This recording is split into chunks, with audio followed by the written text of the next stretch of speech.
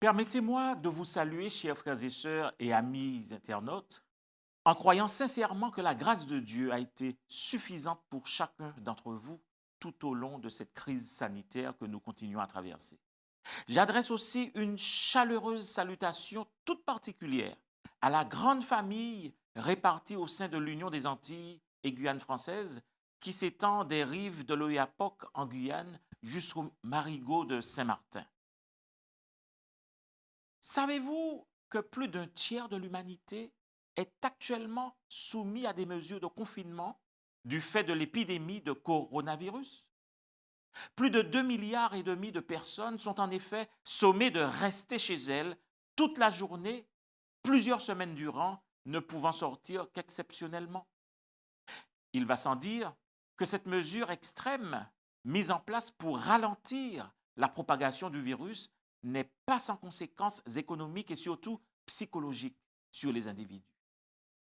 Le docteur Christophe Desbiens, psychiatre au CHU de Lille, explique que le premier constat que l'on peut établir est que le lien social est mis à rude épreuve puisqu'on ne peut plus voir ni famille, ni amis, ni collègues et qu'on est privé de la satisfaction que peut procurer le travail.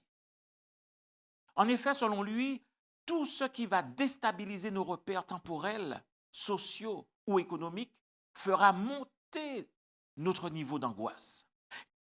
De violence est de plus accru par la contrainte de rester 24 heures sur 24 avec ses proches. Car si depuis l'instauration du confinement en France, les chiffres de la délinquance reculent, à l'inverse, les cas de violence intrafamiliale et conjugale sont en hausse. Les auteurs de l'article publié dans la revue médicale de Lancet concluent en effet à des effets psychologiques négatifs, dont des troubles émotionnels, des dépressions, du stress, des insomnies, des symptômes de stress post-traumatique, de la colère et le plus souvent une humeur maussade et de l'irritabilité. Mes chers amis, les chrétiens font eux aussi partie de ce tissu social. Et ils sont par là même aussi impactés par le confinement. Ils sont aussi impactés par les problèmes économiques et aussi impactés physiquement par le virus lui-même lorsqu'il y a une faille dans les gestes barrières, étant eux-mêmes aussi membres de cette communauté de destin. Nombreuses sont les personnes, chrétiennes ou non, qui sont paralysées par l'inquiétude. La peur projette un scénario catastrophe sur les écrans de leur esprit. Ces deux ennemis jumeaux de la foi, que j'appellerais le souci et la peur, les privent de leur joie. À quoi ressemblera demain? Dans quel monde grandiront nos enfants? Retrouvera-t-on la vie d'autrefois? La peur et l'inquiétude peuvent dévorer le cœur de votre joie. Elles peuvent détruire votre bonheur et vous maintenir dans une agitation constante. Dieu a-t-il une réponse pour les esprits inquiets et pour les cœurs troublés?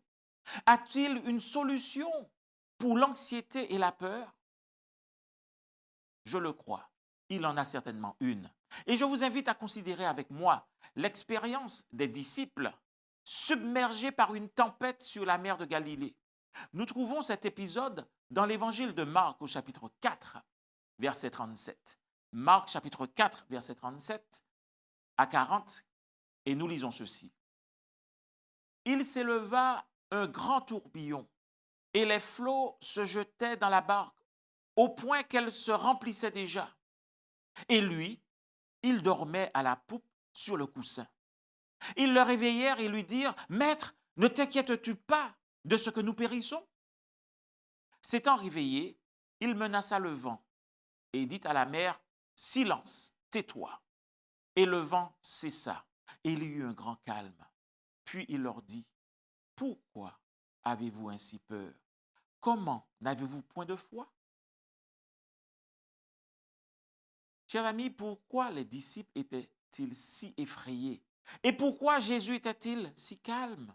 Les disciples étaient dévorés par la peur, car ils étaient concentré sur la tempête. L'esprit de Jésus était rempli de foi, car il avait l'assurance absolue que son Père céleste contrôlait la tempête. Jésus a regardé à la puissance du Père. Les disciples ont regardé à la puissance de la tempête. Le cœur de Jésus était rempli de foi, mais les cœurs des disciples étaient remplis d'effroi. Jésus était en paix dans la tempête, car la paix du Père remplissait sa vie à chaque instant du jour et de la nuit. Frères et sœurs et amis internautes, le Covid-19 a fait irruption dans nos vies et il a anéanti nos projets immédiats de travail, d'études, de voyage, de mariage, de soins médicaux, et nous devenons inquiets. L'inquiétude qui normalement fait partie de la vie dans un monde déchu s'est intensifiée avec cette pandémie. Et nous pouvons être inquiets pour notre santé, pour nos enfants ou nos finances, mais l'inquiétude et la peur deviennent des forces négatives dans notre vie lorsque nous nous concentrons sur elles et lorsqu'elles nous absorbent. Mais Jésus nous offre sa paix et sa tranquillité. Que lisons-nous dans l'évangile de Jean au chapitre 14, verset 27? Dans l'évangile de Jean, chapitre 14, verset 27, nous lisons une promesse intéressante. Je vous laisse la paix. Je vous donne ma paix. Je ne vous donne pas comme le monde donne, que votre cœur ne se trouble point et ne s'alarme point. Et au verset 33 du chapitre 16 de l'évangile de Jean, il ajoute, « Je vous ai dit ces choses afin que vous ayez la paix en moi. Vous aurez des tribulations dans le monde, mais prenez courage. J'ai vaincu le monde. » Oh, chers amis, tout au long de la Bible, Dieu offre sa paix et Dieu offre sa présence à ceux qui lui font confiance. Le psaume 23 au verset 4 nous rappelle cette réalité lorsque nous lisons « Quand je marche dans la vallée de l'ombre de la mort, je ne crains aucun mal, car tu es avec moi. Ta houlette et ton bâton me rassurent. » Et le psaume 27, 3 et 4 nous dit « Si une armée se campait contre moi, mon cœur n'aurait aucune crainte. Si une guerre s'élevait contre moi, je serais, malgré cela, plein de confiance. Je demande à l'Éternel une chose que je désire ardemment. Je voudrais habiter toute ma vie dans la maison de l'Éternel. » Pourquoi le psalmiste est-il aussi confiant? Dans la version du Semeur, nous trouvons ceci au psaume 131, verset 2. « Bien au contraire, je suis resté tranquille et dans le calme. Je me sentais comme un nourrisson rassasié dans les bras de sa mère, comme un nourrisson apaisé. » Alors, faudrait-il être inconscient ou naïf pour jouir d'une telle paix aujourd'hui, dans un tel contexte? Le psalmiste a pu s'exprimer ainsi, non parce qu'il était naïf, chers amis. Le psalmiste a pu s'exprimer ainsi, non parce qu'il était inconscient ou illuminé. Le psalmiste a pu s'exprimer de la sorte parce qu'il avait tout remis entre les mains puissantes de son Dieu. Quelle invitation le Seigneur nous lance-t-il aujourd'hui, alors que nous sommes assaillis de préoccupations, de soucis et de craintes? Nous trouvons ceci dans 1 Pierre chapitre 5, verset 7. 1 Pierre chapitre 5, au verset 7, nous pouvons lire ce qui suit.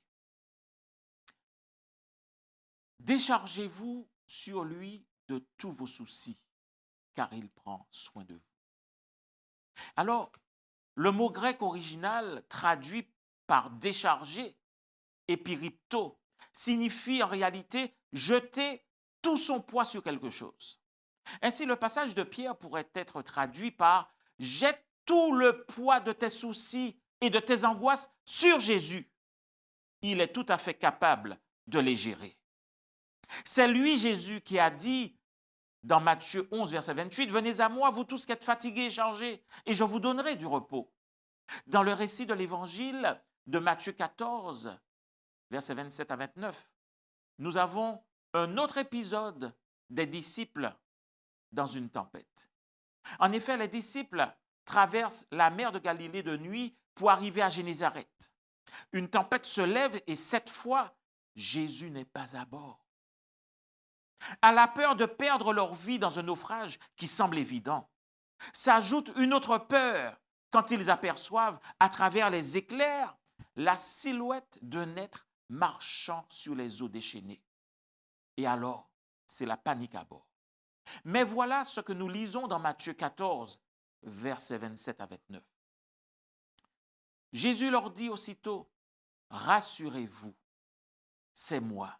N'ayez pas peur. » Pierre lui répondit, « Seigneur, si c'est toi, ordonne que j'aille vers toi sur les eaux. » Et il dit, « Viens. » Pierre sortit de la barque et marcha sur les eaux pour aller vers Jésus. Mais voyant que le vent était fort, il eut peur. Et comme il commençait à enfoncer, il s'écria, « Seigneur, sauve-moi !» Aussitôt Jésus étendit la main, le saisit et lui dit, « Homme de peu de foi, pourquoi as-tu douté ?» Et ils montèrent dans la barque et le vent cessa. Mesdames et messieurs et chers amis, le véritable problème de la peur se résume en une question. Quel est l'objet de mon attention? La peur nous tourmente lorsque nous considérons toutes les mauvaises choses qui peuvent arriver. Dans une situation donnée, si nous considérons toutes les possibilités négatives qui pourraient nous écraser, nous serons plongés dans le désespoir. Mais Jésus parle à chacun de nous, tout comme il a parlé à Pierre. Rassurez-vous, c'est moi. N'ayez pas peur. J'ai tout sous contrôle. Ce qui n'est en tout cas pas un mystère, c'est que Dieu ne s'éloigne jamais de nous, quelles que soient les difficultés rencontrées. Et nous l'avons vu avec les disciples, qu'ils soient à l'intérieur ou à l'extérieur du bateau de nos vies. Il n'est pas bien loin et il est en capacité de faire taire les tempêtes de nos vies. Et cher ami internaute, je voudrais te dire aujourd'hui, au milieu de cette pandémie, que Dieu n'est pas loin. Où est-il, me direz-vous? Que fait-il? À quelle distance est-il? Laisse-moi te dire qu'il n'est qu'à une prière de distance de toi. Et tant que Pierre a gardé les yeux fixés sur Jésus, il est resté calme. Mais lorsqu'il a tourné son attention vers sa propre force pour faire face aux éléments déchaînés, il a commencé à s'enfoncer sous les vagues et Jésus a dû le sauver miraculeusement. En maintenant nos yeux fixés sur Jésus, nous sommes en sécurité. Il ne nous laissera pas à la merci de l'ennemi. Matthieu chapitre 6 au verset 33 et 34 nous dit « Cherchez premièrement le royaume et la justice de Dieu et toutes ces choses vous seront données par-dessus. Ne vous inquiétez donc pas du lendemain, car le lendemain aura soin de lui-même, à chaque jour suffit sa peine. » Le conseil de Jésus est clair. C'est une question de priorité. Gardez votre esprit fixé sur Jésus. Il vous aime, il prend soin de vous, il pourvoira aux besoins fondamentaux de la vie. Il aspire à ce que vous ayez une vie heureuse et abondante. C'est lui qui a dit dans Jean 10, verset 10, « Je suis venu afin que mes brebis aient la vie et qu'elles soient dans l'abondance. » Les problèmes de demain viendront, mais il est tout à fait capable de les gérer. Et grâce à sa force, relevez les défis auxquels vous êtes confrontés aujourd'hui. Et vous serez équipés pour faire face à tout ce que la vie vous apportera demain. La force pour faire face à la peur et à l'inquiétude se trouve dans l'amour de Dieu. En effet, savoir qu'il nous aime et se reposer dans cet amour nous libère des effets paralysants et accablants de la peur et nous délivre des risques pour notre santé mentale qui sont induits par cette pandémie mondiale, car l'amour bannit la crainte. Dans Luc chapitre 12 au verset 32, Jésus nous dit « Ne crains point, petit troupeau, car votre Père a trouvé bon de vous donner le royaume. » Nous ne devons craindre aucune calamité, aucune pandémie ou désastre terrestre, car par la mort de Jésus sur la croix, nous sommes fils et filles de Dieu, héritiers de royaume éternel. Et ce que je vous dis, chers amis, ce n'est ni un souhait, ni un vœu pieux, mais c'est une certitude. C'est la raison pour laquelle nous devons faire la différence, chers amis, entre l'espérance dont il est question dans la Bible et l'espoir. Nous entendons parfois des gens dire « j'espère que les choses vont s'améliorer, j'espère que l'on trouvera un vaccin contre ce virus » ou « j'espère que mon entreprise survivra à cette crise ». Et même au 31 décembre dernier, plusieurs ont dit en chœur « j'espère que l'année 2020 sera bonne ». Mais les Écritures ne nous donnent aucune garantie que ce que nous espérons de cette manière va se réaliser. L'espérance biblique, frères et sœurs et amis, c'est la certitude qu'ont les chrétiens que les desseins éternels de Dieu ne seront jamais contrecarrés et que toutes ses promesses s'accompliront à la lettre.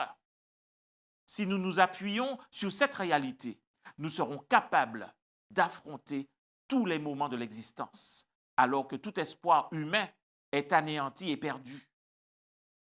Hébreux 6, verset 11 nous dit, cette espérance, nous la possédons comme une ancre de l'âme, sûre et solide.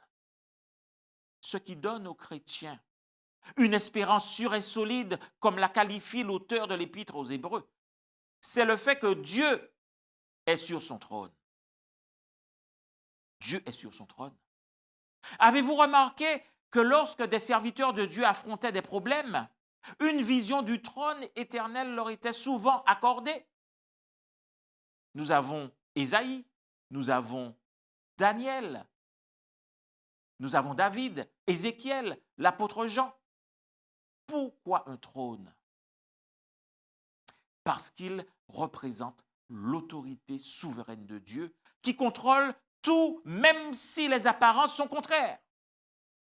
L'espérance se nourrit de la certitude que les desseins de Dieu sont intangibles, alors que nos plans et projets sont soumis aux aléas de la vie. Ne l'oublions jamais. L'ancre permet au bateau de ne pas dériver au gré des flots ou de ne pas se fracasser sur les rochers, le maintenant sur place contre vents et marées. L'espérance est comme une ancre pour l'âme. Apprenons donc à nous concentrer sur la réalité de l'amour, sur la réalité des soins et sur la réalité de la présence de Dieu dans nos vies. C'est ainsi que nous découvrirons sa solution ultime au problème de l'inquiétude et de la peur. Nous vivons, selon le passage que nous trouvons dans Tite 2 au verset 13, nous vivons en attendant la bienheureuse espérance et la manifestation de la gloire du grand Dieu et de notre Sauveur Jésus-Christ. La Bible, dans la version seconde, mentionne l'espérance 104 fois. Dieu aspire à ce que nous soyons remplis d'espérance et non de peur. Son but pour notre vie est la joie et la paix pour l'éternité. Telle est la grande espérance, ce retour en gloire de notre Seigneur et Sauveur Jésus-Christ, ce qui fait de nous un peuple d'espérance. Confiné, certes, mais rempli d'espérance. Et par sa grâce, pourquoi ne pas lui donner tous vos soucis et vos craintes aujourd'hui même, en faisant avec moi cette simple prière. Prions ensemble. Père céleste, je confesse que parfois, je me concentre sur le problème plus que sur la solution. Parfois, je suis submergé par l'inquiétude et la peur. Mais en ce moment, je choisis de me décharger de tous mes soucis sur toi. Je crois que tu es pleinement capable de les gérer. Par la foi, je reçois la paix, la joie et l'espérance que tu me donnes en ce moment. Merci pour tant d'amour. Au nom de Jésus. Amen.